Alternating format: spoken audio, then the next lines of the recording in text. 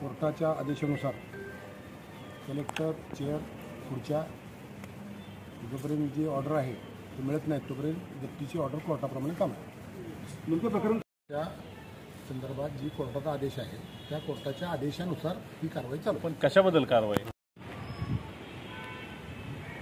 आज आपल्याकडे रत्नागिरीच्या भाटे गावामध्ये जे रत्नसागर हॉटेल आहे त्या रत्नसागरच्या हॉटेलच्या संचालकाने मालकाने जी केस माननीय जिल्हाधिकारी यांच्यावर टाकली होती त्याबाबत जिल्हाधिकाऱ्यांची खुर्ची आणि त्यांचे अधिकार जप्त खुर्च्या वगैरे जप्त करण्याचे आदेश माननीय जिल्हा न्यायालयाने दिले असं आम्हाला कळलं, म्हणून आम्ही देखील इथे पाहिलं तर सगळ्या खुर्च्या वगैरे जप्त केलेल्या दिसल्या।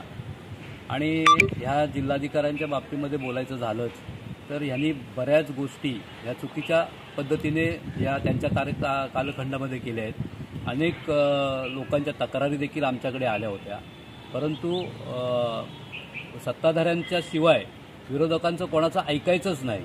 अनेक वेळा त्यांच्याकडे आम्ही त्या भ्रष्टाचार निर्मूलन समितीचे ते अध्यक्ष असल्यामुळे त्यांच्याकडे आम्ही काही मागणी केली होती त्यांचं याबाबत चौकशीबाबत, त्या बाबतीमध्ये देखील त्यांनी कुठलीही कार्यवाही केली नाही। आणि अशा पद्धतीने सत्ताधाऱ्यांना पाठीशी घालत विरोधकांच्या लोकांना त्रास देण्याचं काम आणि कुठल्याही परिस्थितीमध्ये कुठलाही जरी माणूस आला तर त्यांना सत्ताधाऱ्यांच्या पायाजवळ पाठवण्याचं काम या जिल्हाधिकाऱ्यांनी कायम केलं आणि म्हणूनच ही पाळी त्यांच्यावर आज आली असं मला वाटतं।